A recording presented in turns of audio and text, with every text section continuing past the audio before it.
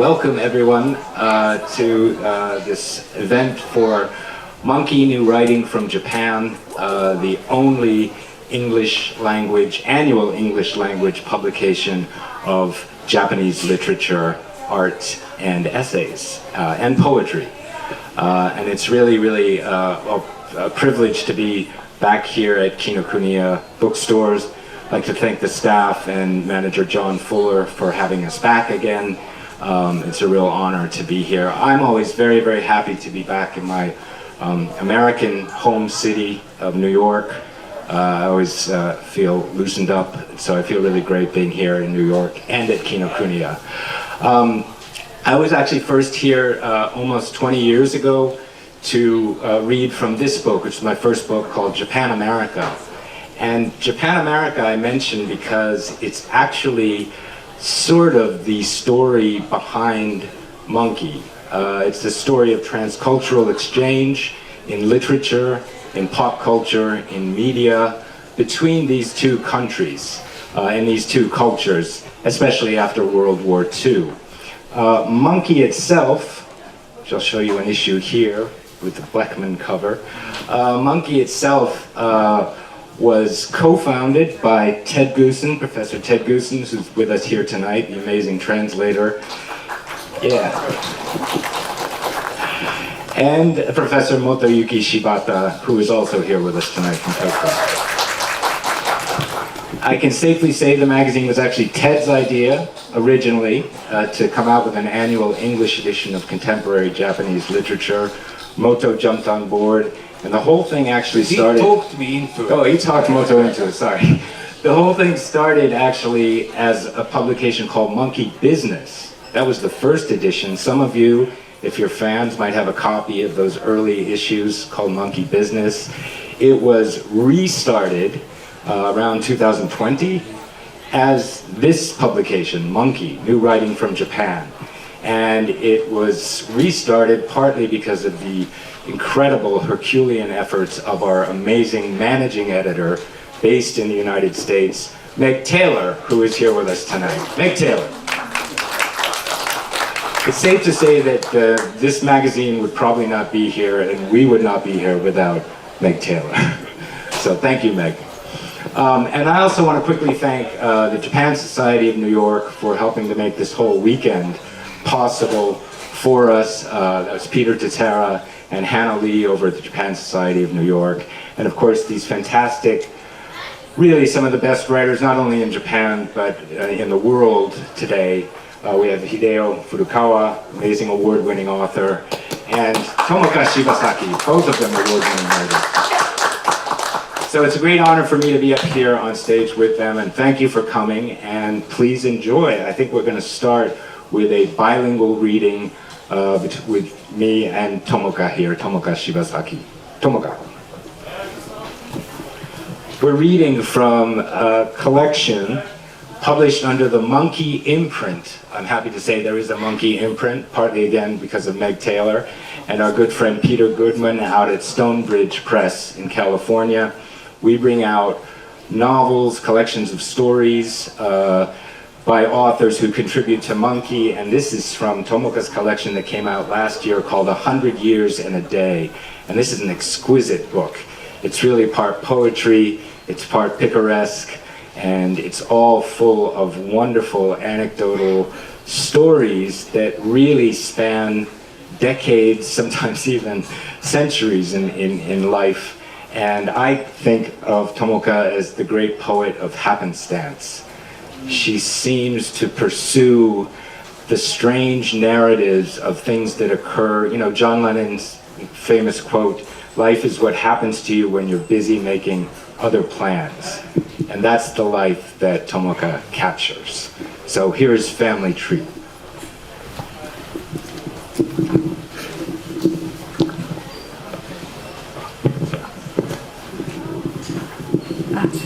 柴崎智香です。よろしくお願いします。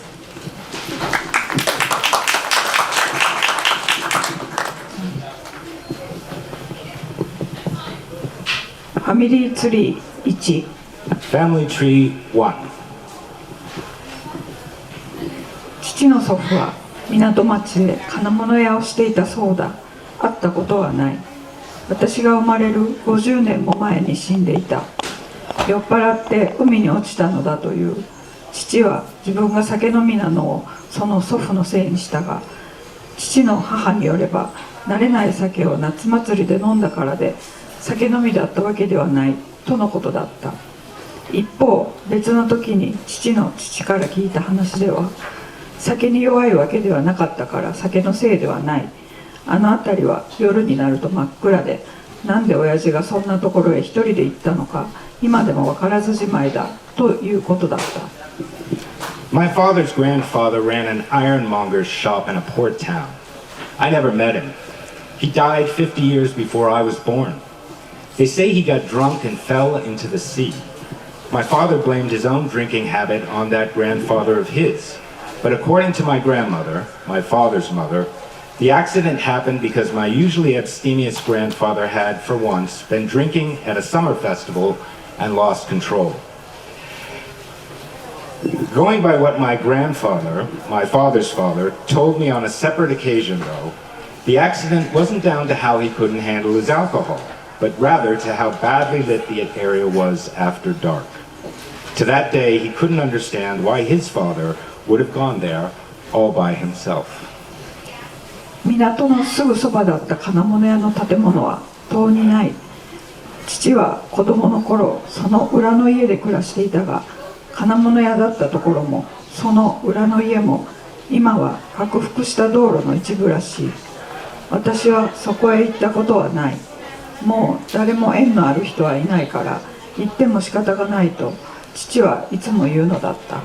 The ironmonger's shop, which was located right by the port, hasn't been there for a while. When my dad was a kid, he lived in the house behind it, but the land where both the shop and the house once stood are now part of the road, which has been expanded. I've never been to the town in question.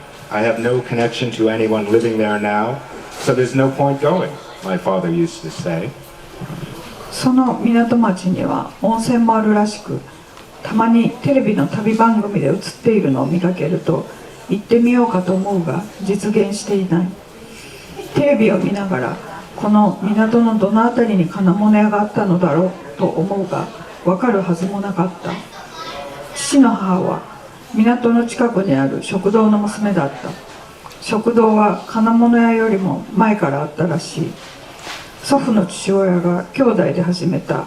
しかし店が忙しくなってくると仲違いして弟の方は町を出て別の商売をしたがうまくいかなかった。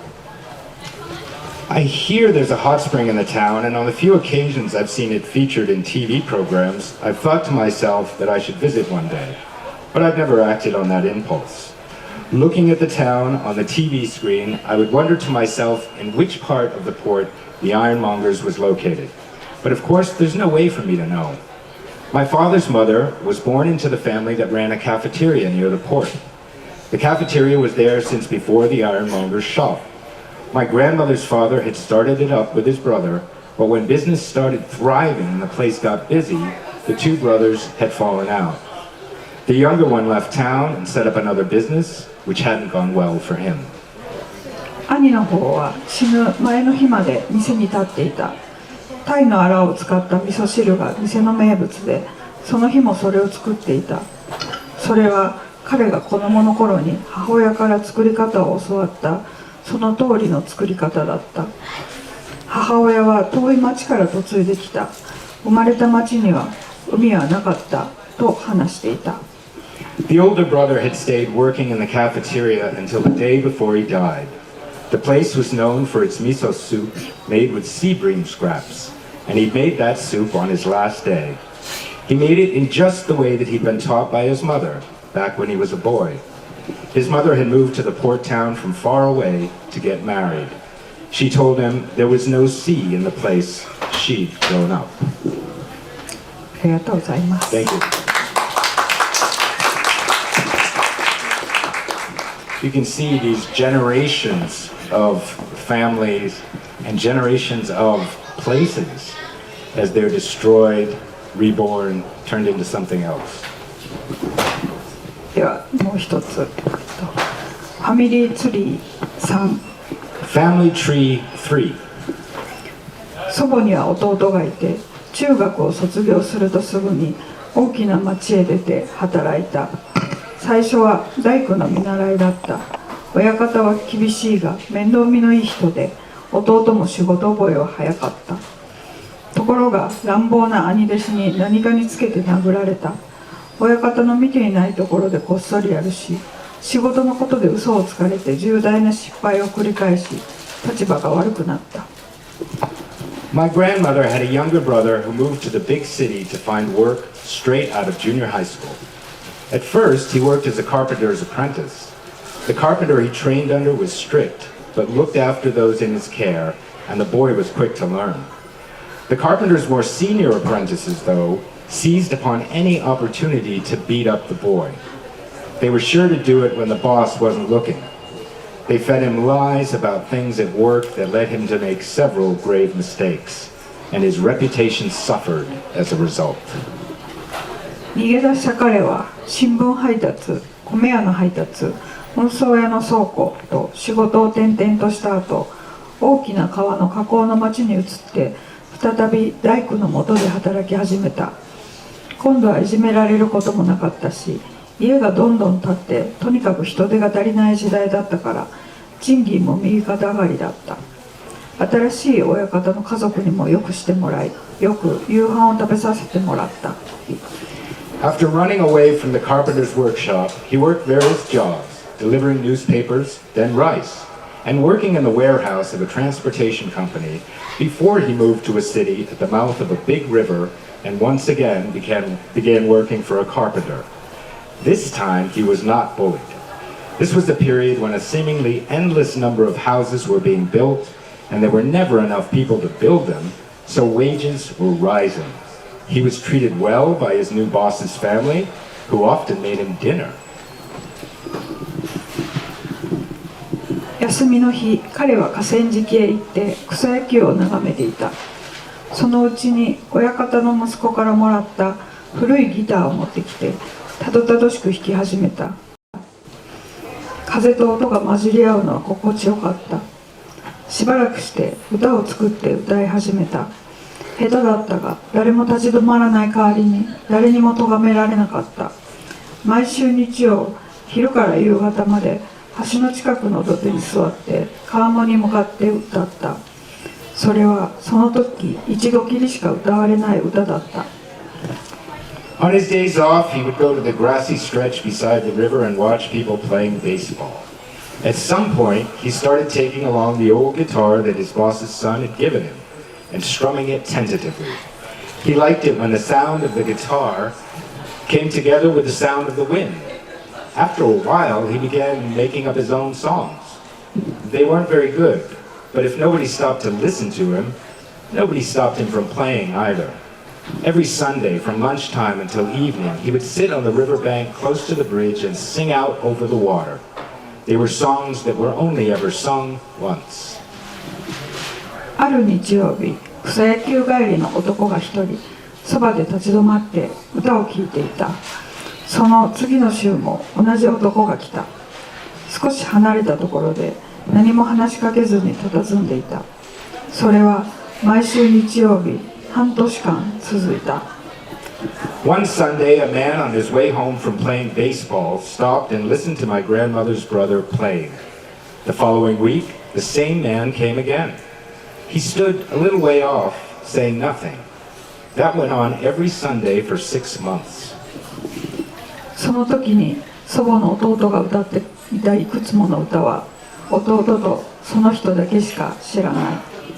The songs that my grandmother's brother played back then are known only to him and that man. ありがとうございました。That's a story that, when I first read it, I thought, oh, it's about this poor guy who works for a carpenter and gets bullied and assaulted at work, and then he finds a better employer and becomes a carpenter again. Mm-hmm. But then he starts singing songs by the river, and this one guy comes for 6 months to listen to him, and that's it. Yeah. And these are two of the 34 short stories collected in this book. And they are actually exceptions in that they have very short titles. Other stories have much longer titles, like this one. A woman hears an announcement on the radio that war has broken out. Relatives arrive at her house seeking refuge. When the war ends, they leave, then the civil war breaks out. And the story itself is only 7 pages long. So Tomoka manages to condense whole lives into a few pages, which is something almost no writer ever does right now today. 19th century writers used to do that all the time. Thomas Hardy, Nathaniel Hawthorne put the whole life of a person into 20 pages, something like that. But Tomoka is doing it in a completely new way, and you will enjoy it. And the other night we were in Seattle, Washington with terrific American writer Rebecca Brown. And Rebecca pointed out too that Tomoka captures this sort of transitory nature of modern life, constantly moving from apartment to apartment. And then buildings are knocked down, especially in Japan. Those of you who know something about Japanese cities, a sort of scrap and build mentality. Buildings are knocked down all the time and something new comes up in their place. And Tomoko really captures the kind of poetry of that. She doesn't judge it, she just observes it and captures it. Well, actually, we should have let her talk. I'm sorry.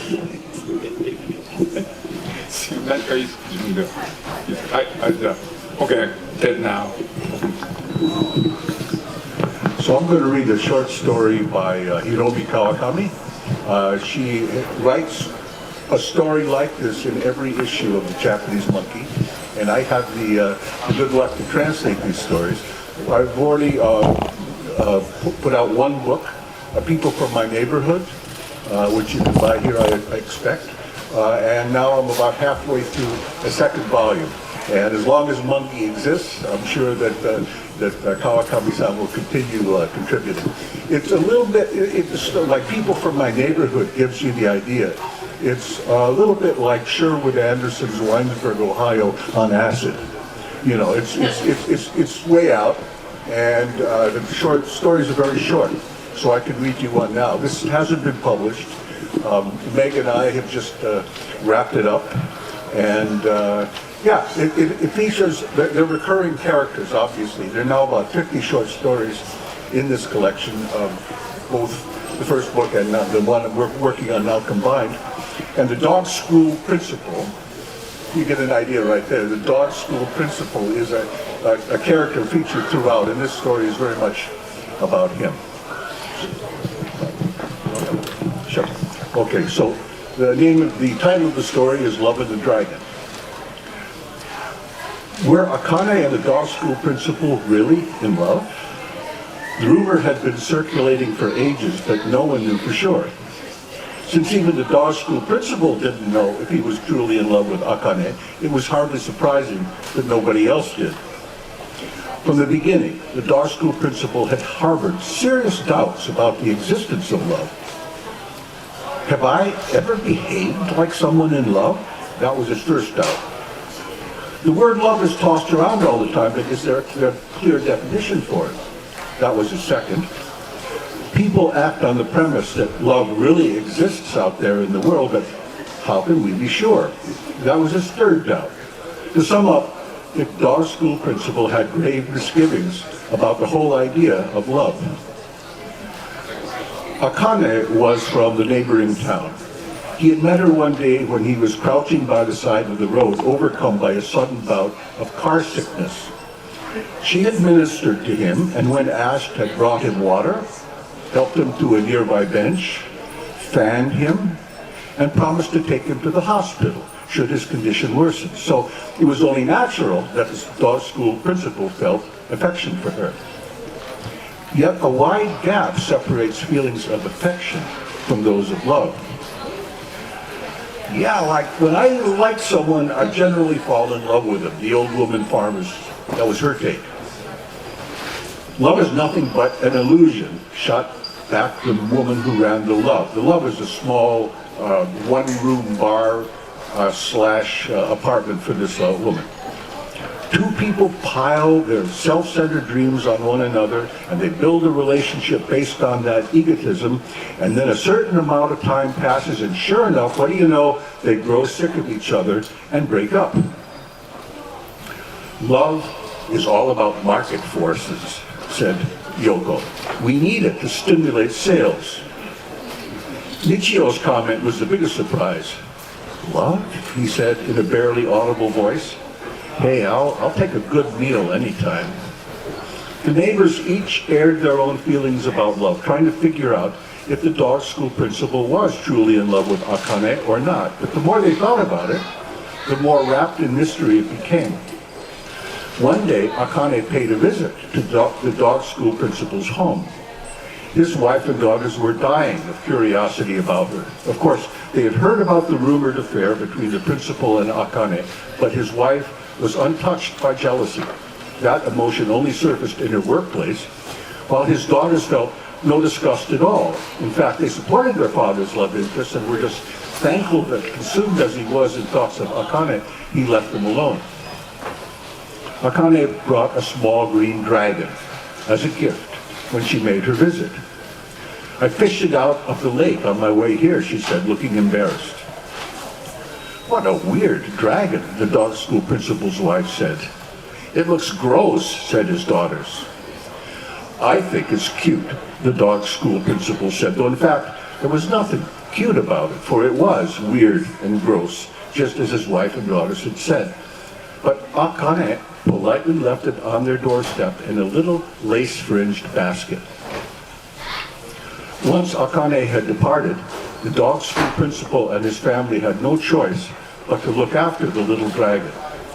In the beginning, they fed it flies and bugs, but when it grew bigger, it ate slabs of raw meat and cartloads of fodder, much to the displeasure of the principal's wife and daughters. Their complaints continued, yet over the years, the whole family grew to love the dragon. They fed it daily, took it on walks, and let it swim in the lake for an hour at a time. When eventually the dragon reached its full size, 3 times that of their house, they couldn't look after it anymore, so they released it into the lake. By now, the dragon was no longer green, but cobalt blue, and had lost its lumpy shape to become beautifully streamlined, with 2 large wings folded on its back. If the dragon flapped those wings once, a great wind roared across the neighborhood. If it flapped them twice, the wind blew hard enough to send heavy roof tiles flying. Were it to flap 3 times, the whole area would have been laid to waste. But it never did that, for it had grown attached to the dog school principal and his family and had no desire to destroy their neighborhood. The dog school principal and Akane did actually fall in love after that. The dog school principal didn't find that love enjoyable at all, though. He far preferred taking the dragon on its walks. And Akane, for her part, was an old hand at romantic relationships. So when after a single month their affair came to an end, she filed it 2 places from the bottom of the column, love for the hell of it, and never gave the dog school principal another thought. The cobalt blue dragon continues to live in the lake. People struggling to know what love is go there and bare their hearts. Love can be nice, the dragon counsels them, but you shouldn't expect too much. This usually satisfies them. When they leave, the dragon spreads its wings and flaps them twice.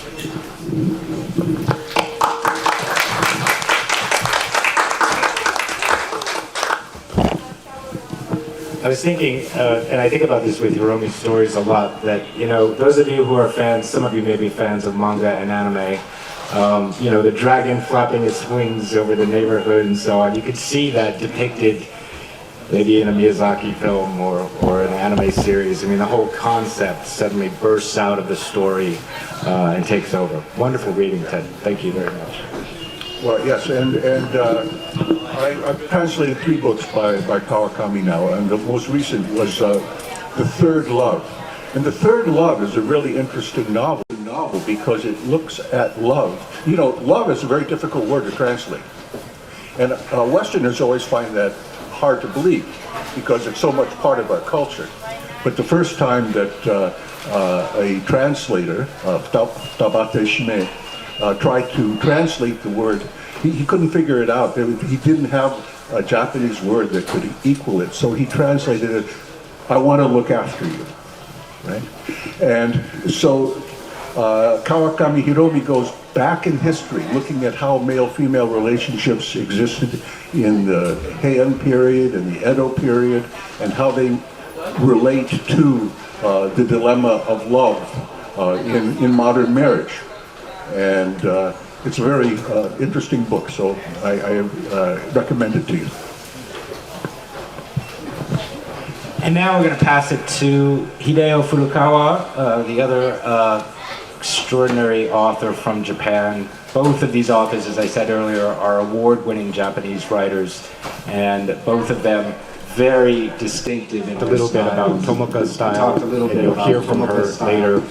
This sort of, as I said, the poet of happenstance, of things that just seems to occur on the sides and turn out to be the whole story.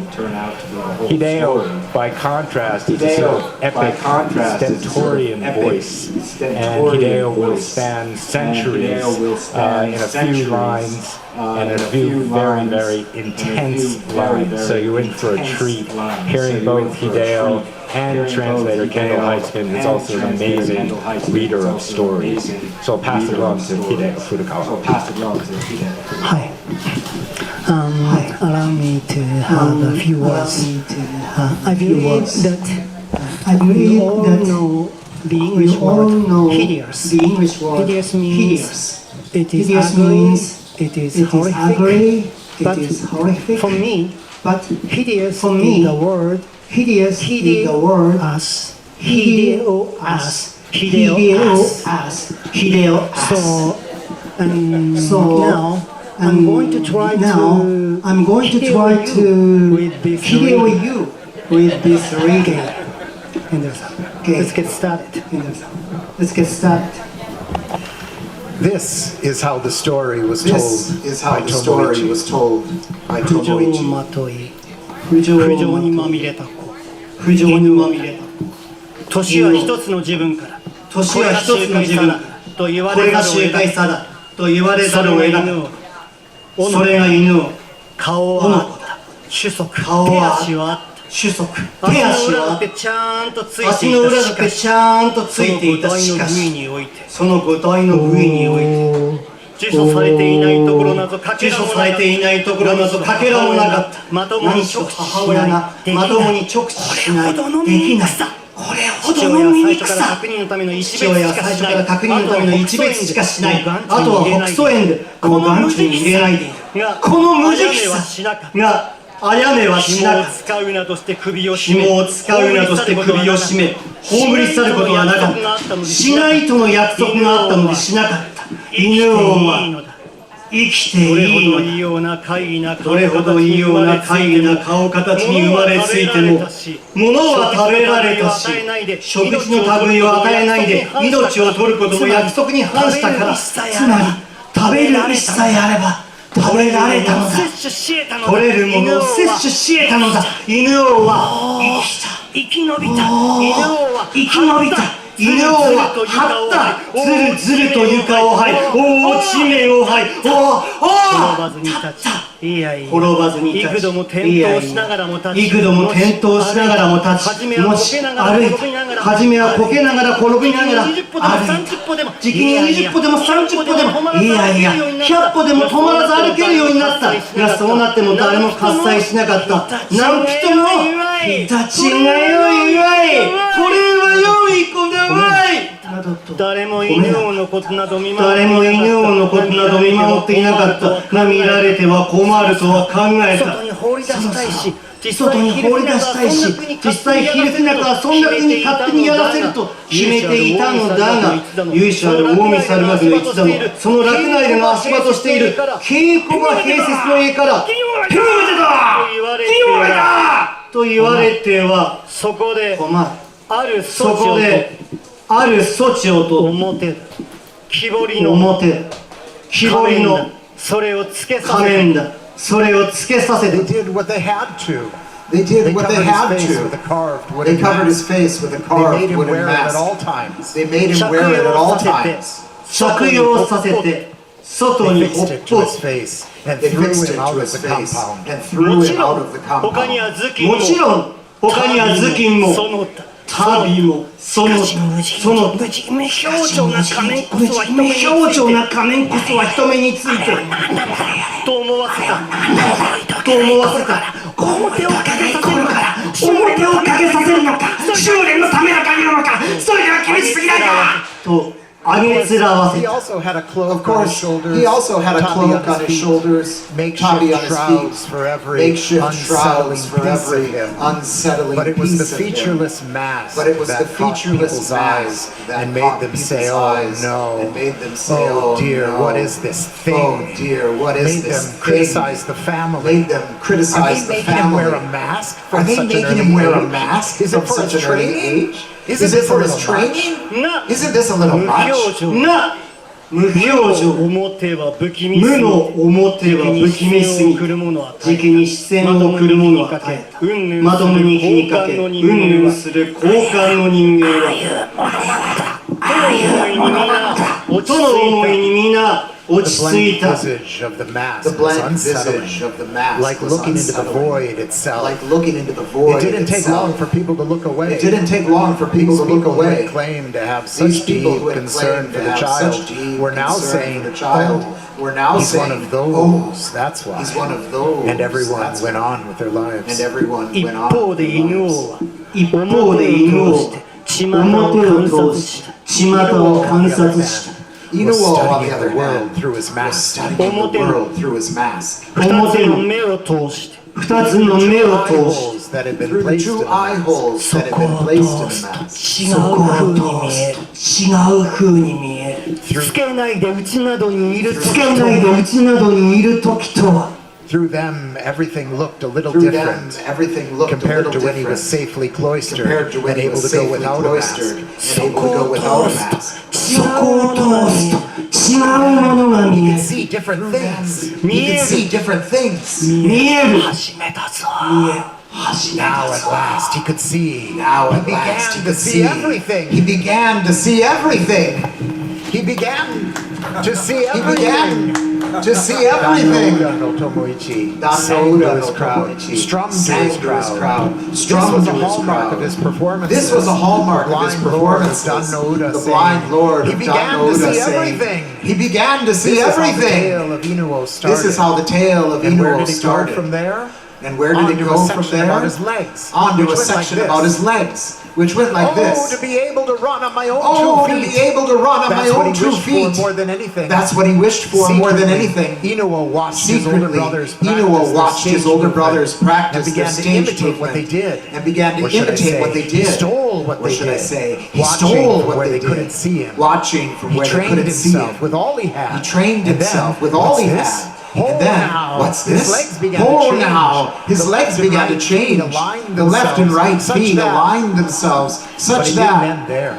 This But was it only didn't the end start there. of Tomoichi's. This was only the start of Lord Tomoichi's, the Lord of Danoda's performance These of reborn legs. legs only These untwisted reborn themselves legs from only the feet untwisted up to the themselves shins from the and no feet up further. to the shins. This and no happened when further. Inuo was 3 or 4. This happened when Inuo was and the 3 next part or of his 4. story And the next relates what part of his happened story a year or two later relates what to happened his a year or knees. two later to his knees. His legs from his shins on down. His had become legs like from any his other shins on boys. down and But what become about like his any other knees? boys. Oh, But what about his he wanted knees? his knees to Oh, fall how he into wanted his alignment. knees to It fall was into remarkable alignment. that such a boy could It was understand remarkable that such how a it boy happened. could understand He how it couldn't say it in happened. so many words. He couldn't say it in so many no. words. But he felt But, in his oh, marrow no. what he needed But to he do. felt in his marrow what he needed to learned do. that everything about the He Sarugaku, learned that everything about the Sarugaku, he stole that he could, everything he could, he stole and trained everything as hard he as he could, could, and trained as hard as he could.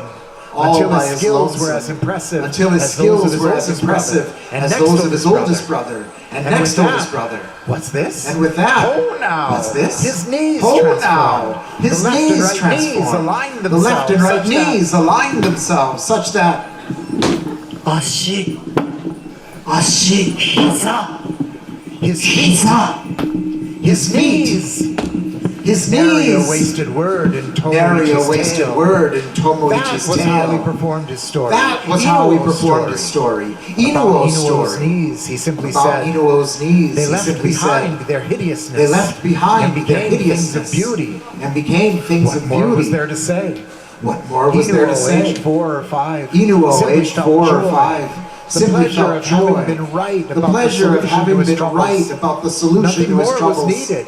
Nothing For more this was needed. misshapen lump For called this Inuo. misshapen From lump the called beginning, Inuo. there was faith. From the beginning, The faith there was that he would faith. live. The faith And the that he would live. by stealing And the what he faith that he would live by stealing After what he all, needed. What do people After who all, are born hideous What do people stand who are to born gain hideous from other people? stand to gain from other people?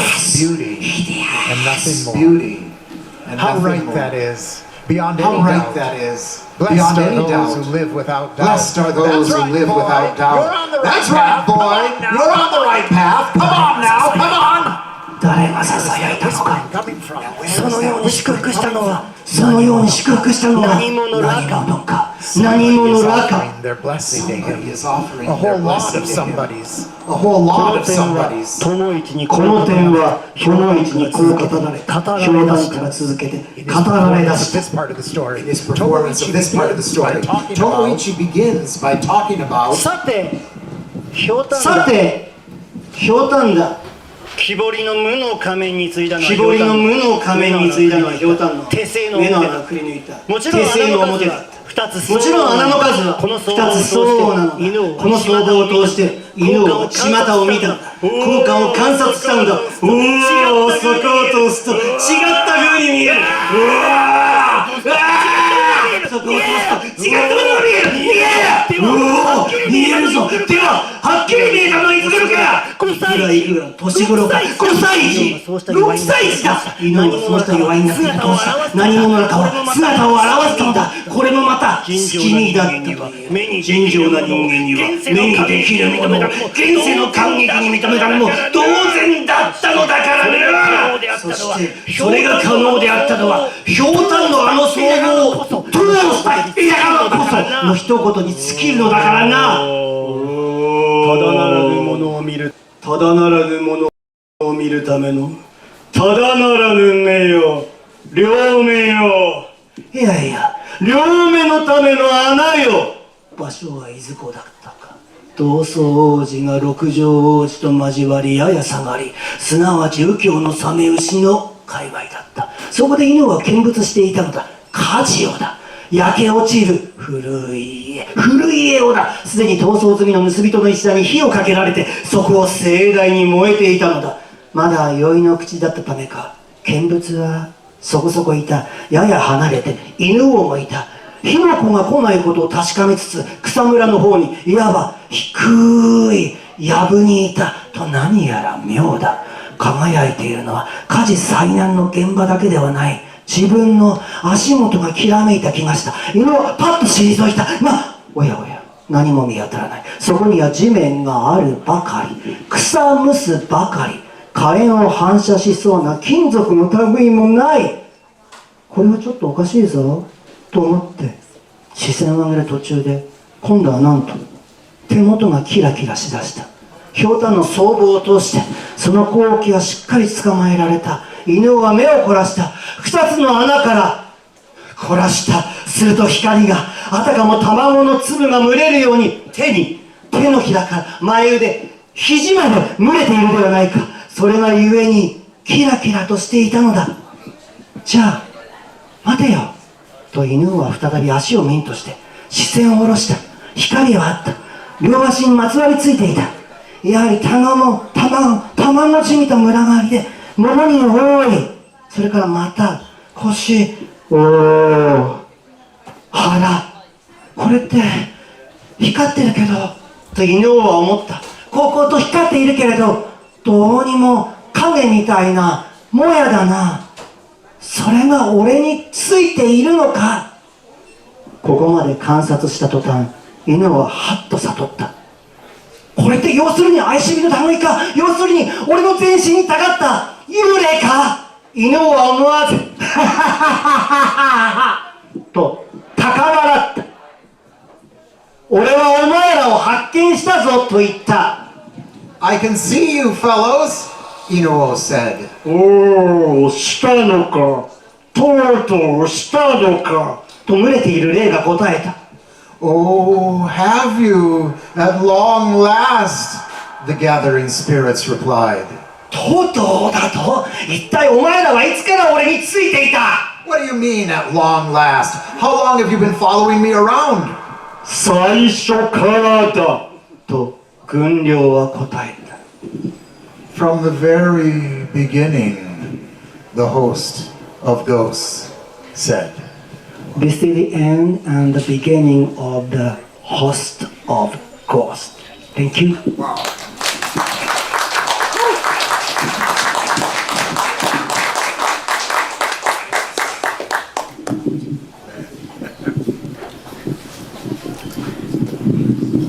So this is part of the book, the Inuo book, which Kendall is translating. The whole book will be coming out next spring from Monkey imprint. Okay.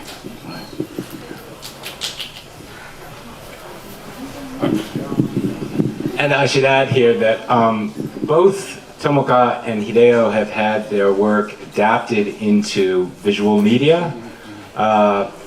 Some of you know, if you're anime fans, that Hideo's an excerpt from Hideo's book Tales of Heike was turned into an anime film called Inuo, and directed by an auteur of anime, Yuasa Masaki.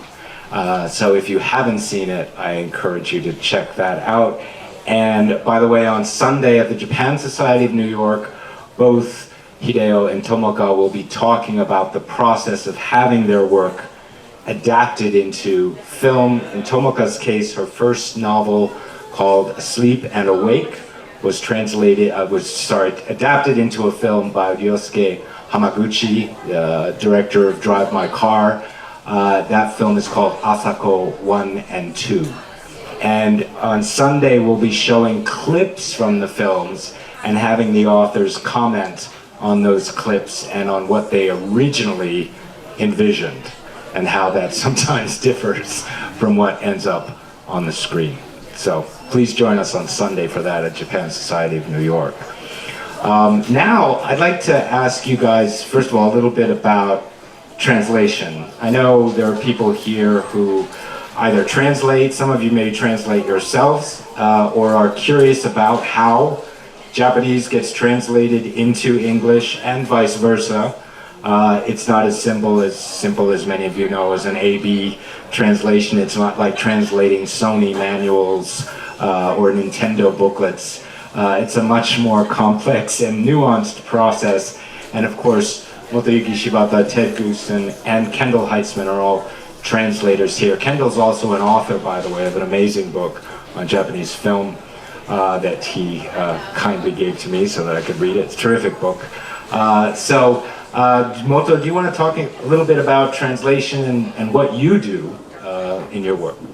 I'm basically a translator of contemporary American fiction, so I go from English to Japanese. But Ted talked me into doing this magazine, and so I work with the translator of Japanese fiction, and I find so we've been dealing with a number of translators of Japanese literature, and I find that some translators are better at promoting themselves than translating.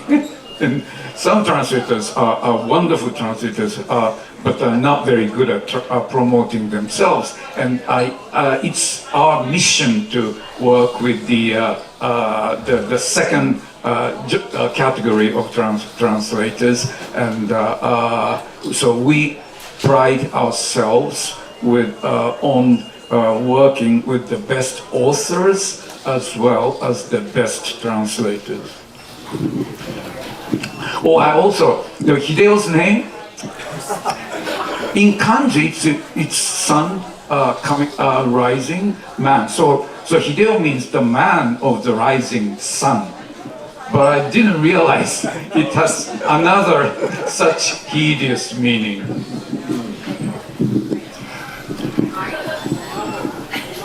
Yeah, when I talk about translating, it strikes me that people are far more interested in the process of translation and the difficulties of translation now than they were when I started a long time ago. For me, it was a way of relating to what I've loved all my life. From my when I was a small child, I read a great deal. I probably read the most between the ages of 5 or 6 and 12 or 13 than I ever read after that. I loved it, right? I loved getting into what I was reading, getting into the stories, just losing myself. And when I got older and I started studying literature, I lost some of that. It became more of an analytical or detached process. It was more difficult for me to get the pleasure that I'd gotten out of it as a child. And it was only when I started translating in my 20s, I could barely read Japanese at that point. So it took me ages just to read a short story. But I found that I loved it. It was something about the relationship that I could establish with a text when I translated it that made it more compelling, made it fresher, and that excited me more. And I was able to join my love of literature that I had as a child with my new exploration of a different language and a different culture. So for me personally, it's very rewarding. And the story that I read to you just now is perhaps the 50th or so story from this sequence that Kawakami is creating. She's still creating it, so it's still in process. So every time the Japanese monkey comes out, the first thing I do is look at her story because I know I'm going to be translating it, and there's an expectation there. It's a pleasure, really, to read each story and to re-encounter the people in those stories. Like the dog school principal, who was in the story that I read to you. He's been around for I've been relating to him for probably a dozen years, and it's like to identify you with him. Well, I guess. Thank you. The dog school principal. Well, no, he's kind of cold though. I mean, he smiles a lot, but his eyes never smile. I'm not cold, am I? No. Oh, good. Anyway, so there's that pleasure of re-encountering people who I've come to know over that long span of time. And there are a number of characters who come in and out of the stories. And so it's just a great pleasure. So, yeah, so I think, I think people can, I have a friend here who translates from a number of languages. I think, when you get into a work, even if you're not perfect in the language, that exploration to find the real meaning, and I'm helped by Moto always in that process. And when I finish, I'm helped by Meg Taylor, who cleans up what needs to be cleaned up. And so it's a team effort in that sense, and that's also a great pleasure. So I'm just very, very fortunate to be sitting here and talking about this magazine that we've been working on now for close to 15 years. I just want to add too that some of you may know, Ted, one of the authors Ted translates, in addition to Kawakami Hiromi, is Haruki Murakami. And Murakami himself is a translator of American literature into Japanese. And Murakami once said to me that when he's translating, he really feels like he lives in the author's head, that it's that intimate a process. In fact, he was talking about translating A Catcher in the Rye by J.D. Salinger at the time, and he was saying how dark it was inside Salinger's head, which was a fascinating insight, I thought.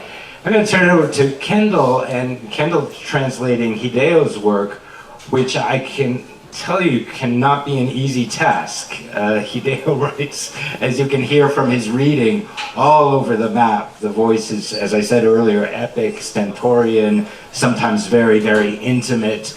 Onomatopoeia comes into it, the sounds of it. Kendall, I wonder if you could talk about that process of translating Hideo's work and the challenges into making that into English. Yeah, we're getting some feedback tonight, so some of those voices may have been a little muddled when we were performing it, but I hear all of those voices when I'm working on him, because they're all there, and sometimes in the middle of a sentence, one of the other voices will come in, and so that's one of the pleasures, is that when I'm translating Furukawa Hideo, I'm really translating the person himself, because I can't imagine doing it without having seen his performance. They're on YouTube if you're interested, many of the performances he's done in Japan, and so that Furukawa-san, the figure, is always there when you're working on him. And as Meg knows, I spend far too long on every given piece, and I think about every thing, and then just when we finished, I bother her to grab it back from production, because I still have things I want to do with it, and so everything's kind of always a work in progress, I think. And that's one thing I should say thank you for, is that all of us, and we have another translator standing in the back of the room,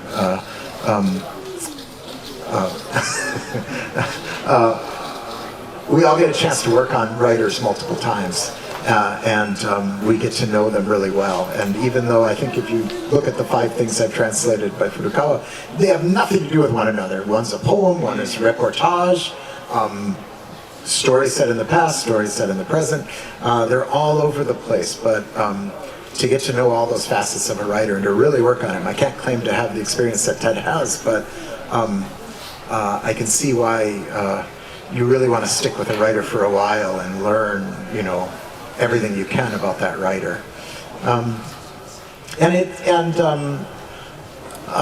Just the sheer, because there are so many voices in there, and because it's so wild and experimental, that really gives you a freedom as a translator to do whatever you want to do with it. And I think I've said in other forums, in the age of AI, I think it's exciting that now maybe translators and literary translators are going to be free to do whatever the hell they want to do with it, because that's what distinguishes us from any run-of-the-mill machine that can turn out something that's supposedly true to the word, but you want something that's true to yourself and true to the language you're translating it into. And so I'm excited for the age of AI, because I think that this is now where we say, we can show what we can do that we have to do, that the machine can't possibly do. And I knock on wood, right now the machine can't do. Can I pitch this book behind you? It's at the front of the store too. It just came out, so they've given me the frontispiece there. But it's a children's book for all ages, is what I've been describing it as, by Matayoshi Naoki and the great children's illustrator Yoshitake Shinsuke.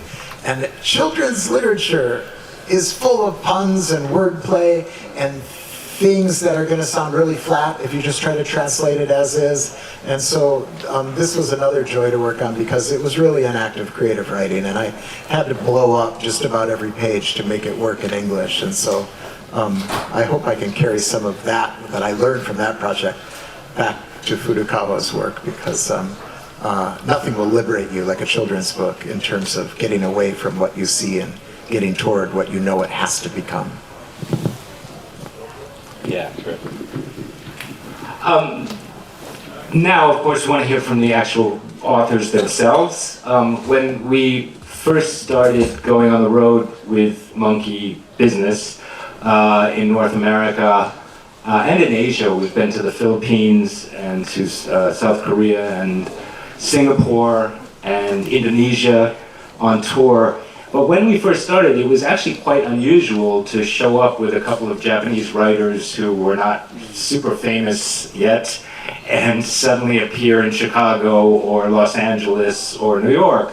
It was not such a common thing. Now it seems to me, I mean, I'm constantly seeing Japanese writers on the road, appearing in London, appearing in France, appearing in Australia. Things have really changed, and Japanese literature in translation is quite popular, as some of you know, literally hitting bestseller lists. In fact, last year in the United Kingdom, the top language in translation for literature was Japanese. The top, not Spanish, not Chinese, but Japanese. So I want to start with Tomoka, like this experience you've had now for some years of being translated into other languages. How does that feel? Is it exciting? Is it terrifying? Is it something where you lose control of your original work? How does it feel to you as the author?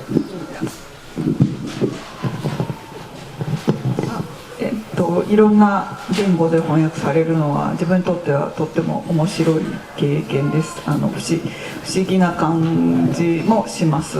全然自分が、はい。It's really exciting and interesting experience that my books have been translated into various languages. 自分が出て行ったことのない国とか全く読めない言葉になっている本が自分の完成したのが送られてくるんですけども、これが一体なんかどういう場所でどういう人に読まれているのかっていうのがあまりこう直接知る機会は少ないんですけども、それが何でしょうね、これがどういうふうに読まれているのかなっていうのは、なんか想像するというか、考えます。So I receive books of my translated books of my fiction from countries where I have never been to and where a language which I don't know anything about it's spoken, and it's very interesting to imagine what sort of place that is and what sort of people are reading my books. 私自身はいろんな国の文学を本当に読んできたので、そうですね、全然自分がもちろん読めない言語とか行ったことのない国とかどんな文化があるかっていうのははっきり知らないわからない国の文学を読んで、それが自分の小説の元になってきたので、なんかその間でこう行ったり来たりしている間で生まれてきているものがあるのかなと思いますし、まずその本の想定を見るとデザインとか国によって結構全然同じ小説でも結構分厚くしっかりした本だったり薄いカジュアルな感じの本だったりするんですけども、その想定のデザインを見てるだけでも何か自分のこう書いたものが自分から離れて誰かの元に届いているっていうことを感じます。So I've been reading books from various countries written in various languages, of course in translation, and most of the time I didn't know anything about the culture and language in that country, but those books have been a great inspiration for my work, and so I feel this great sense of going back and forth between different cultures, and the one thing that makes it conspicuous is all the covers and designs of my translated books. It's very different from country to country, and that gives me the sense how various cultures can be, and but in those between different cultures, my books are read by various readers. このモンキーのツアーでは一昨日、シアトルでもイベントを行いまして、そこで話したことがおそらくこの話題に的確かと思うので、もう一回先に喋りたいんですけど。はい、はい。2 nights ago we did our first event in Seattle, and what I talked about at that time seems highly relevant to this topic, so I like to repeat it. 僕が昔書いた本に「ベルカ吠えないので」という小説がありまして、これは大体10カ国弱に訳されています。I once wrote a book entitled Belka Hoenai no ka, in English Belka Why Don't You Bark with a question mark, and it has been translated into about 10 languages. この本は20世紀の人類の歴史、戦争の歴史を地球上に広がっていく犬の目を通して描くという小説でした。So this was a book about the history of 20th century, especially in relation to war, viewed from various dogs in different areas of the world. その増えていく犬たちの一番の始まりは、ソビエト連邦が宇宙に打ち上げた人工衛星に乗った犬だったんですね。So the first book I dealt with was the dog who was put into this spaceship by Soviet Union. それでロシアでもこのベルカ吠えないのかという本は翻訳されたんです。アメリカで出た時は当然ベルカ吠えないのか、ベルカ Why don't you bark ってクエスチョンマークがついたんですが、読めないロシア語で書かれている自分の本のタイトルはベルカなんとかかんとかびっくりマークになっていたんです。So this book was translated into Russian too, and English title, as I said, it comes with a question mark at the end. Belka, why don't you bark? And I saw the Russian title. I couldn't make out any Russian letters, but at the end I saw an exclamation mark instead of a question mark. つまり本のタイトルが最後疑問に思ってはいけない。本というのは力強くて、その中の登場人物は行け命令を受けてびっくりマークじゃないといけないというのがソ連ロシアの文化だということを自分の本のタイトルの翻訳を通じてすごく理解しました。So my understanding was that Soviet culture makes the imperative to finish a title with an order, command to go ahead instead of raising a question. これが一番翻訳を通していろんな文化に広がるということは多様性を持つことだなと理解した出来事でした。So through this incident, I learned how various can be, how various different cultures can be. ただ、もともと日本語というのは多分これは僕は地球で一つだけの言語だと思うんですけれども、3つの文字を使います。漢字、ひらがな、カタカナです。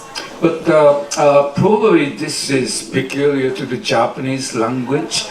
We use 3 different kinds of letters. でも他の国、そいつ漢字、カタカナ、ひらがな。でも例えばアメリカだったら英語というのは当然一つの文字しか使わないわけです。For instance, in the English language used in the United States, you use only alphabets of 26 letters. ということは翻訳をされるということは3つの文字を使っていた自分の小説が必ず1つの文字にある意味縮小されてしまうという前提があります。So this means my books written in 3 different kinds of letters are sort of reduced to one set of letters. それを翻訳してくれる人たちは3つの文字が1つに減ってしまう分、何か自分の言語で同じ分量に3倍にして増やしてくれているんだと信じています。So my belief is that my translators, to make up for that reduction, does something special and make something 3 times bigger. そのことを思うと僕はやはり翻訳されることにいつも興奮しています。That makes me always excited by the fact that my books are translated into different languages. ケンダルさんは、これはモンキーにも載ってるんですけど、僕の詩を訳してくれたこともあります。Kendall once translated a poem of mine once. その時、僕の書いた詩をそのまま訳すんではなくて、僕という人間がもしもアメリカという国に生まれてたらこういう詩を書いたんじゃないかと想像しながら言葉を豊かにしていったというふうに説明してくれました。So he explained to me that instead of sort of mechanically translating my poem, he imagined how I would write this poem in English if I had been born into the United States and grew up speaking the English language. そういう翻訳者を敵手に入れることができて、そういう人が訳してくれて実際に雑誌に載った時に、この世にはいなかったアメリカという国のニューヨークという町に生まれて育った古川英夫という詩人が登場するわけです。そのことに感動します。So I am moved by the fact that thanks to the fact that the Kendall translated my poem in that way, there was a new poet born named Hideo Furukawa, who instead of being born in Japan, he was born here and grew up in New York. ですから僕にとって翻訳されるということはいつも喜びと楽しみと意外な驚きでしかありません。So to me, being translated means nothing other than joy and surprise and 意外なことを含めた驚き。joy and unexpected surprise. It's full of surprises. As many of you know, this question of translation is really interesting in American publishing now, and English language publishing, because for many, many years you would pick up a book by an author who was not from the United States, and you could not find the translator's name. You literally could not find it. You'd leaf through several pages, you'd look at the back, and I always have to admit to this humiliating truth from my own life, which is that when I was 14 years old and first read the Russian novelist Fyodor Dostoevsky, I thought he was just an immigrant, a guy living in Brooklyn with a funny last name who wrote these intense novels in English. I had no idea they were translated. The teacher just handed the book out and we read it, and I thought, this guy's great, and I thought I'd meet him one day in Brooklyn. But of course, the translator's name was embedded somewhere in tiny print. Now, and I'm very happy to see this, but many, many books are published right here in New York with the translator's name prominently featured on the front of the book, on the cover, or at very least on the title page of the book, so that anyone picking it up would realize there's somebody else working on this book that I'm reading. Another great translator of Haruki Murakami, Jay Rubin, is a wonderful friend of mine, and Jay always complains that while my name in my translation always appears on the cover, and his name never appears on the cover. That's of course because I'm a better translator than he is. But I cherish my friendship with him, so I pretend, I have to think of some other reason. He's a very cranky guy, so you got to be careful with Jay. Friendly competition. I want to ask another now, if it's okay to ask a question of the authors about process, because reading Tomoka's work, for example, as you could tell, I hope from the excerpt, she really canvasses neighborhoods. She really pays attention to what's happening to a local ramen shop, somehow knows what happened next to the ramen shop, how many different generations have lived in the condominiums that were then torn down and then became private homes, and then the pachinko parlor that's no longer there. And I often wonder, Tomoka, do you go around the city or around Japanese cities exploring neighborhoods and asking questions to find out what the history is? Or do you project through your imagination what must have happened at this port town, or what must have happened to these buildings, or what these cats must be doing here in order to create your stories? 人に聞くわけですか、その街のいろんなディテールを、それとも自分で想像するのか。小説を書くときに特に人に聞くとか、普段から人に小説を書くためにいろいろ聞いているっていうことではないです。でも普段から。When I write about a place in fiction, I don't very much ask around or make research. では普段からそういう周りを見たり、人のことを見たり、あとは人の話を、盗み聞きというとちょっと悪い言葉みたいなんですが、人の話は喫茶店とかで隣の人が話してることから、その人がどういう人か想像するのとかがすごく好きで、そういうことが小説に反映されているっていうか、そういうことが自分の中にたくさん種みたいになって、種としてたくさん保管されていて、それが小説を書くときにこう芽が出て伸びてきて、ああこういう植物だったのかっていうふうに分かる感じです。I always love watching places and people, and also love overhearing other people talking. For instance, in a coffee shop, I catch the bits of their conversations, and I love to imagine what sort of people they are, and that sort of becomes sometimes a seed for my stories and novels, and sometimes I'm surprised the way that seed grows into a particular kind of plant. That's what writing fiction is all about for me. 普段からそういうことが好きなので、こういうニューヨークみたいな街にいるのはとても楽しいです。ここにたくさんのすれ違う人が想像のしがいがあるというか、本当にいろんな人がいて、この人はなぜ今ここに歩いているんだろう、どういう人生があって今私とここですれ違ったんだろうっていう想像がたくさんできる人が本当にたくさん歩いています。So New York is an ideal place for that kind of imagination. I pass people on the street and love to imagine what sort of coincidences and happenings made this person walk on this street and pass with me.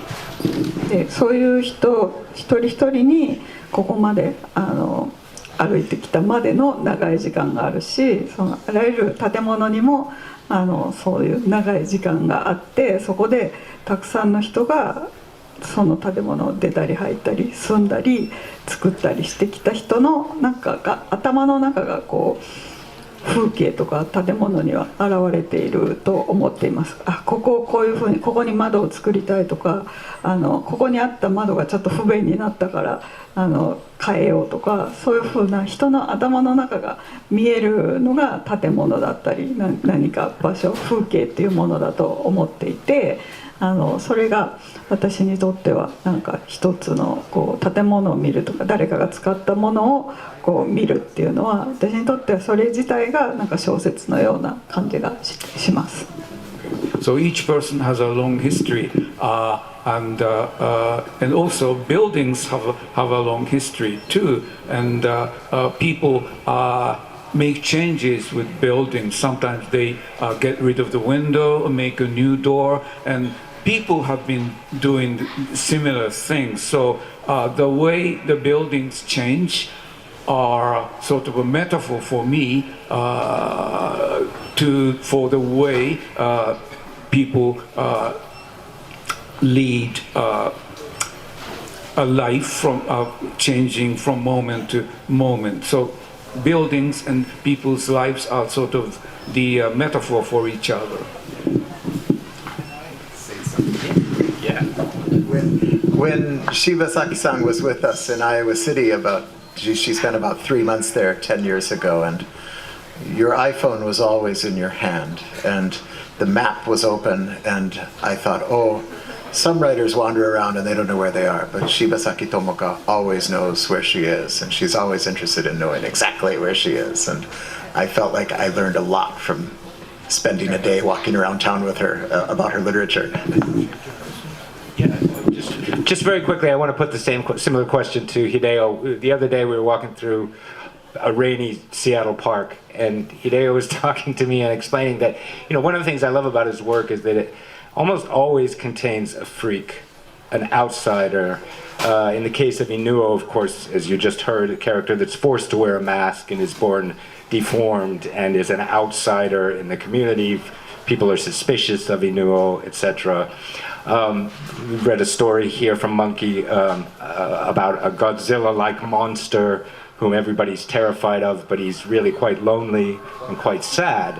And of course, Belko, Why Don't You Bark is the war seen through the eyes of these dogs that are commissioned for the war. And Hideo was explaining to me that he often goes through these experiences of his writing and the intensity of writing to reach back to a place from childhood. a very, very tender place from childhood. I wonder if you could talk a little bit about that, your process. ザ・ホースト・オブ・ゴーストっていう犬王という作品は600年前の作品の時代を舞台にしているように見えて、自分の小説の中では一番自伝に近いと思ってます。So the Inuo book deals with things that happened 600 years ago, but in spite of that, that book is the most autobiographical book for me.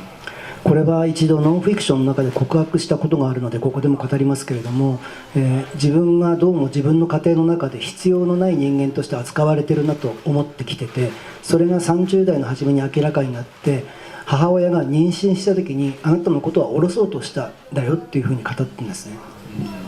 Well, I have been aware that in my family I was sort of considered unnecessary. I had that awareness for a long time, and in my 30s I learned that my mother almost didn't have me. ただその母の兄とそれから義理の母親、これは僕の祖母ですね、僕の祖母の2人が産んだ方がいいと言ってくれて、自分たちが祖母が面倒を見るから産みなさいってこの秀夫という人間が言ってくれて、それでこの世に生まれてくることができたっていうのを30過ぎて知りました。But my mother's brother and my grandmother talked my mother out of doing it and getting rid of me, and they told her that they would raise him. So that's how I was born. That's how I was born. だから日本の自分の生まれた福島という場所にいてもどうしても自分はこの世界に必要のない人間だなと思うところが強く残ってました。So while I was growing up in Fukushima, I always had the sense that the world didn't need me. ただ同時に自分の面倒を見てくれる祖母や自分には9つも年の離れた兄がいたんですけど、そういう人たちが自分のことを可愛がって、あるいは兄であったら月に4本ぐらい映画館に連れてって映画を見せてくれて、いろんな音楽を聴かせてくれて、お前が見てる閉じた小さな世界以外にも大きな世界があるんだよと伝えてくれました。 But nevertheless, my grandmother took very gentle care of me, and I had an older brother who was 9 years older than I was, and he took me to the movies and places, and he taught me that there is a bigger world than this.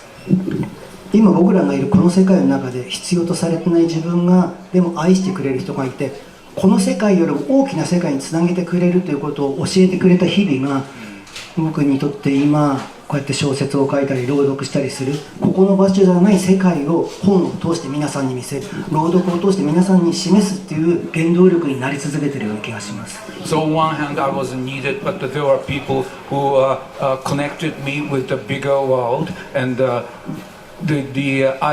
read, I give readings here and I write fiction, and that way I can contribute in my own way to provide a way for people to connect with the bigger world.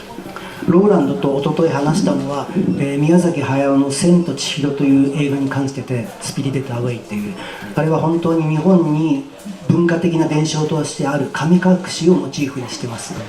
So we are talking about the Miyazaki Hayao movie Spirited Away, and it's about kamikakushi. So a child disappears and people attribute it to God's act. 僕は子供時代長い時間神隠しに遭っていたような偽の記憶があるんですが、そこから戻ってここに帰ってきたので、みんなが見てない異世界からこの世界に豊かなものを与えられればいいなと思って今も作り続けているって感じです。 So it's my belief that I had spirited away by God when I was a child. So I'm somebody who came back from that different world other people don't know about. So as a writer, my job is to write about that world, to let people know about it.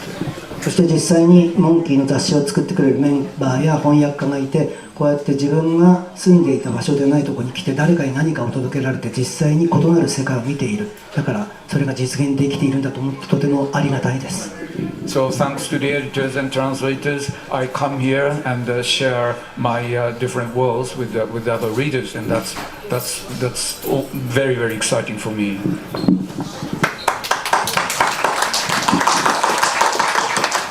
All right, I'm sure some of us have felt unnecessary at some points, and so with that, on that note, questions that any of you might have, or comments on the readings, on the questions about translation that these professionals have addressed, or anything about Monkey or Japan that you might have questions about. I'd like to turn it over to you.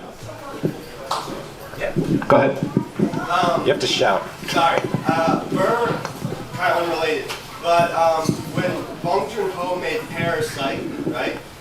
He said in interviews that he felt like he made a movie that was so Korean, but once it got opened up to the rest of the world, people realized it's one world of capitalism, right?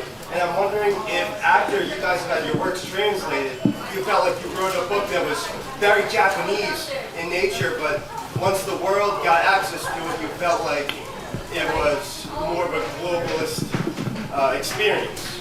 Does that make sense? Yeah, makes sense. So does it become universal when it gets out into the world? Good question.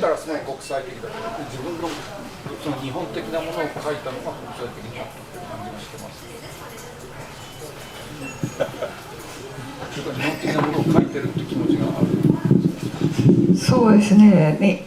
何が日本的なものなのかっていうのは結構難しいところだなと思っていて、Actually, it's very hard to define what Japaneseness is.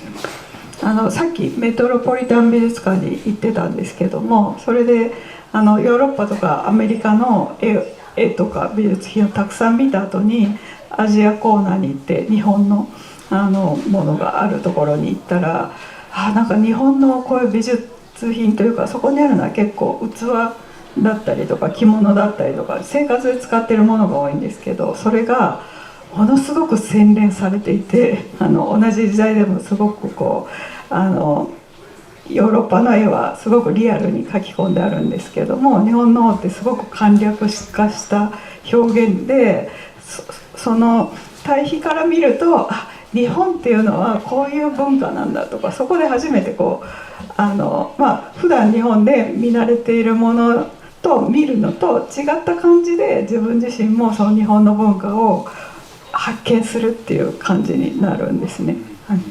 I was in the Metropolitan Museum today, and I saw first European and American paintings. They were very specific and realistic. Then I went to the Asian corner, and I saw some Japanese artifacts, bowls, and clothes, and it's much more formalized and less realistic, and that way I can see there is a difference between European cultures and Japanese culture. なので特にすごく日本的というふうには意識していないんですけれども、でも何かこう個人的なこと、日本的というよりかは自分自身が実感している生活という意味での個人的なことを起点にして書いているっていう気持ちはあります。As for my fiction, I don't feel I'm writing as something very Japanese. I like to start with my own feelings about my private life, about what's been happening around me, and that way my fiction starts from something very personal. ガルシア・マルケスが100年の孤独がすごく世界中で読まれた時に書いた時は自分はすごくこうローカルな自分自身のこう生まれ育ったところのローカルなものを書いたことを小説に書いたつもりだったのがこんなに世界中で読まれてすごく驚いているっていうことを言っていたんですけれども、そういうふうにものすごく個人的なこと、あるいはこうローカルであると思っていることを書くと、でもそれは世界中に逆に似たような個人がいたり、似たようなローカルなものがその世界中にはあって、そことかえってこう何かつながっていく、何か世界を意識して世界に向けて書くというよりも、もっと自分自身が実感している何か根付いているものを書いたら、それがなんか地中でこう根っこが他のところにつながっているように他の場所で読まれるっていうことがあって、そこでまた新しく何か発見されたり、そこでこう化学反応のようなことが起きたりするのかなというふうに思っています。As you pointed out, same thing happened to Garcia Marquez, who wrote 100 Years of Solitude, believing that he was writing something very, very local, and it turned out to be something very universal. And probably to try to write local things might be a good way to creating something very universal. If you have a firm understanding of local things and you write seriously about it, that might resonate with with other local habits and local feelings, and that way something very local might turn into something very universal.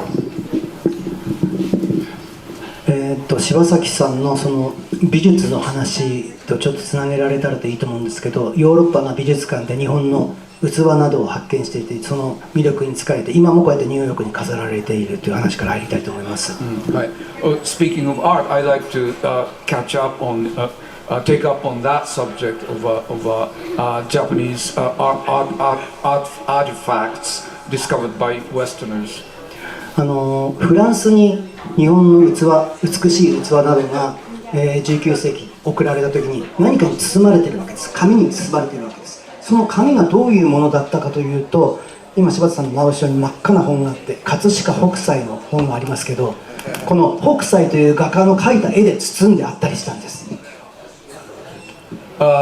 In the 19th century, some artifacts were shipped to France, and naturally, things like bowls were wrapped in paper, but those paper, that paper was actually some of it were the art by Katsushika Hokusai. 当然 So it wasn't just trash paper. そうなんです。当然包んであったから、送る側としては葛飾北斎なんて価値がない、中身の器の方がすごいと思っている。それがフランスに送られた。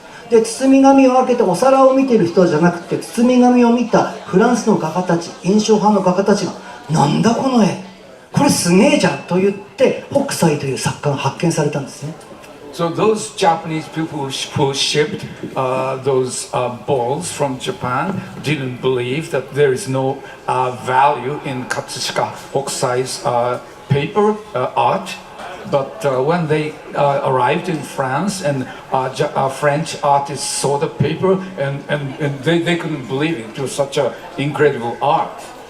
その北斎などの浮世絵に最も影響を受けたのはバン・ゴッホです。バン・ゴッホというのは誰かが北斎の包み紙をこれで包みゃいいや、器の方が大事だからと言って送らなければ絵画を誕生させていなかったということに衝撃を受けます。衝撃を受けます。ごめん、その前。誰かが器を北斎の紙で包んで、北斎の価値がなくて器の価値があるからこんなに包んじゃえばいいやって送って発見されたというこの展開に衝撃を受けている。衝撃を受けるのは古川さん。僕です。はいはい。はい。And no one was more inspired and influenced by those Japanese art papers like this than Van Gogh. And I am really struck by the fact that without those French artists seeing those papers, some of the French art would have never been born.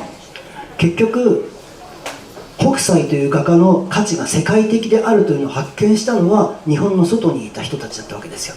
パラサイトという映画、韓国映画が世界的な映画だと発見したのは韓国の中にいる人じゃなくて世界中にいた韓国の外の人たちだわけで、価値というものは世界の他の人たちが自ら作り上げていくような気がしています。So some of the Japanese art, the true worth of some of these Japanese artworks were discovered by non-Japanese, by French people. In the same way, the true worth of the movie Parasite was discovered by people outside Korea. So I think the true worth of art is often discovered this way by people who are outside of it. もちろん北斎という画家はすごい天才画家です。ただ彼は本当に自分が日本の中にいて自分が描きたいことだけを描いていた。海外で受けようなんて一切考えていなかった。彼はそこでOf course, Hokusai was a genius, but when he created his art, he never thought about appealing to the international audience. 何しろ北斎というのは80歳になるときに自らのペンネームを変えて画狂老人卍と名付けたぐらいなんですよ。絵に狂っている老人の卍が俺だと名乗ったんですよね。卍はなくてもいいですかね。Okay, when Hokusai was 80 years old, he changed his name to something like a person crazy about paintings.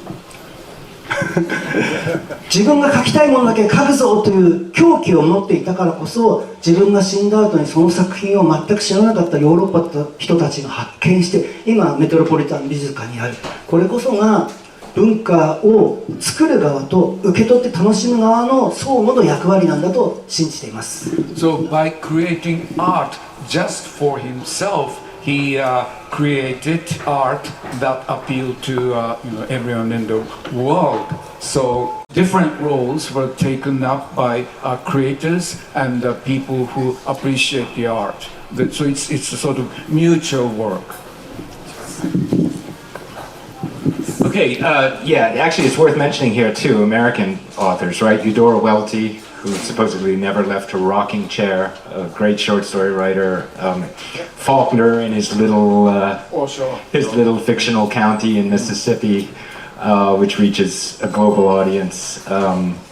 Emily Dickinson, these authors who wrote very locally in the United States in their little towns and are known all over the world. So it's a really interesting question. Another question anyone might have? Yeah. You're in front. Sorry. じゃあ日本語で sorry in Japanese. Thank you for the wonderful conversation. And this goes, my question goes to the translators. 日本語でもいいですか？翻訳をするときに特に困るなというポイントがあれば教えていただきたいです。例としては今紀ノ国屋で太宰治の正義と微笑というのがJustice with a Smile というタイトルで本が並んでいたのを見たんですけれども、私がそのまま訳すと、日本人としてそのまま訳すとしたら Justice and Smile になるなと思って、例えばその and とか with の使い方、接続詞の違いとか、あと加算不加算、数えられるかどうかっていうのが日本語はあとかざとか s とか multiple とかの区別があまりないので、そのあたりが日本人として英訳されたものを見るときに自分が訳すとしたら違う風に訳してしまうなというポイントで、そういったカルチャールなもので多分訳し方が違ってくると思うんですけれども、訳していてこういうところは特に困るなとか、訳し上がったものを見て逆にディフェレンスを感じるところがあれば教えていただきます。 Wonderful question, thank you. What sort of difficulty translators often encounter, especially in relation to culture differences?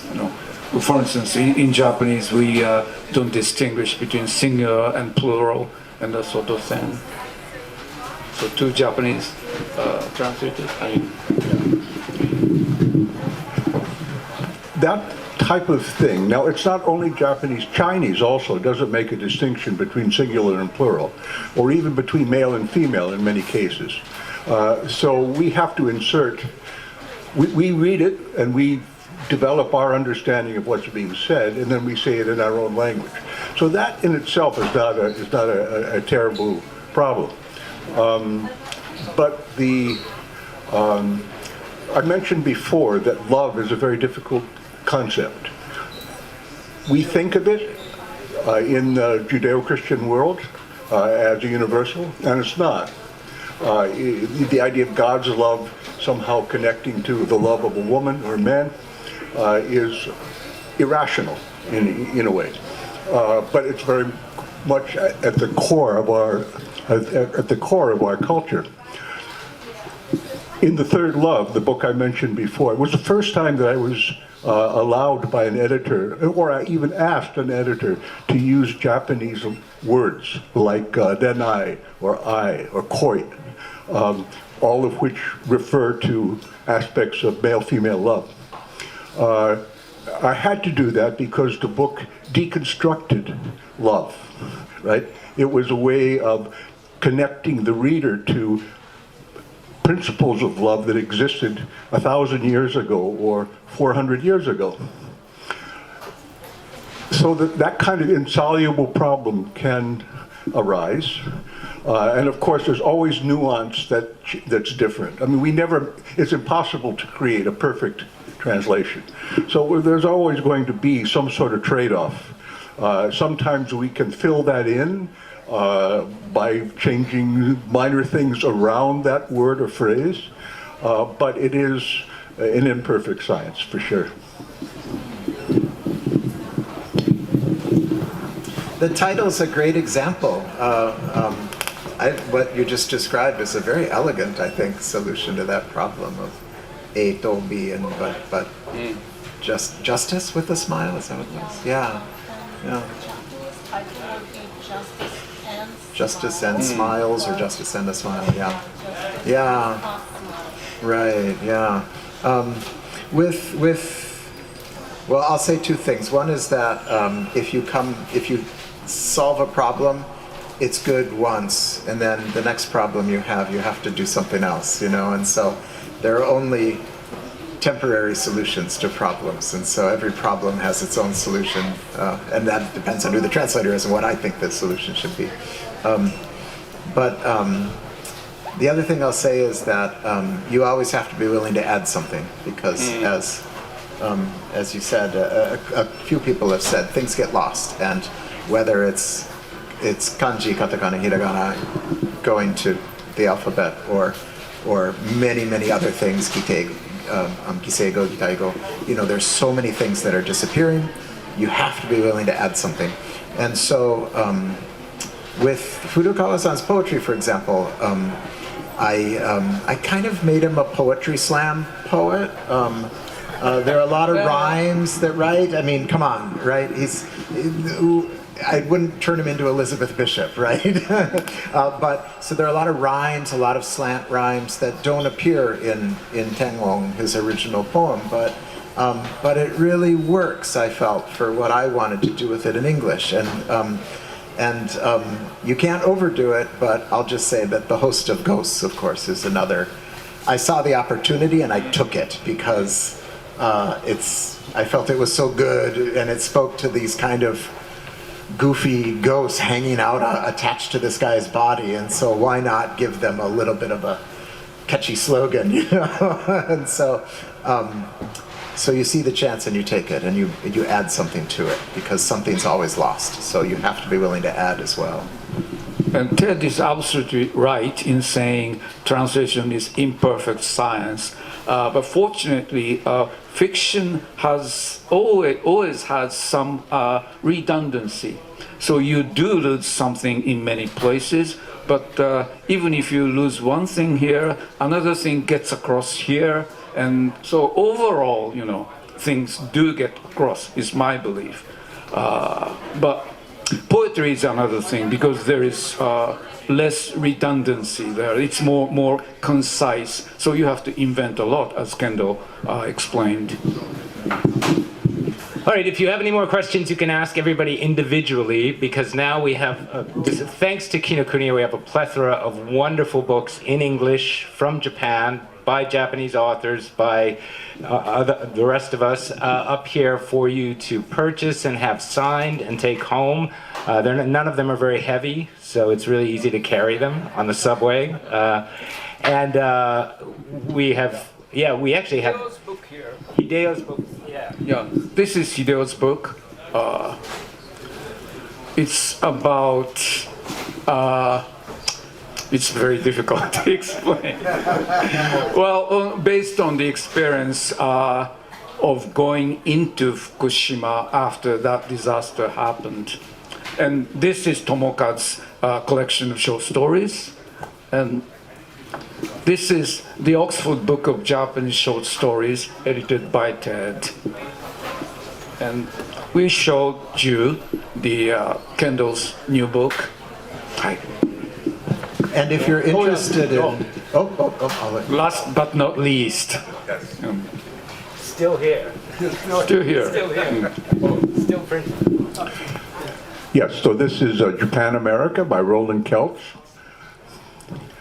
A bestseller for many years now. Thanks. And I was just going to say, if you're interested in Furukawa's childhood and that story that he told, an essay that he talks about growing up with his family of mushroom cultivators and feeling out of place, and everything he spoke about is in issue 3 of Monkey. Right. Yeah, if you're... This issue, right? And I should mention you can't tell by the covers, or you can if you guess, but each issue of Monkey has a theme. Travel. This one's about travel.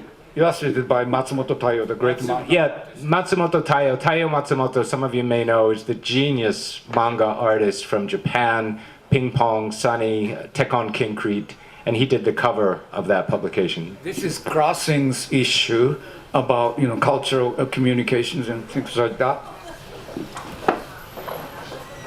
Music issue, obviously. Creatures. And the horror issue is the latest one. Oh, yeah. Okay, that's the new one. And the new issue also, I should add, if any of you are Haruki Murakami fans, has a hitherto unpublished story by Haruki Murakami, never before published in English, called The Ghosts of Lexington, which is an amazing and creepy story that takes place in Massachusetts, Lexington, Massachusetts. So thank you very, very, very much for coming. We hope you pick up some books. And I want an extra loud round of applause for Motoyuki Shibata, our genius, who is not supposed to be interpreting. He's a genius translator, but interpreting is a whole other job, and he's doing that tonight. Motoyuki Shibata. Thank you, everyone. Thank you, guys. Thanks a lot.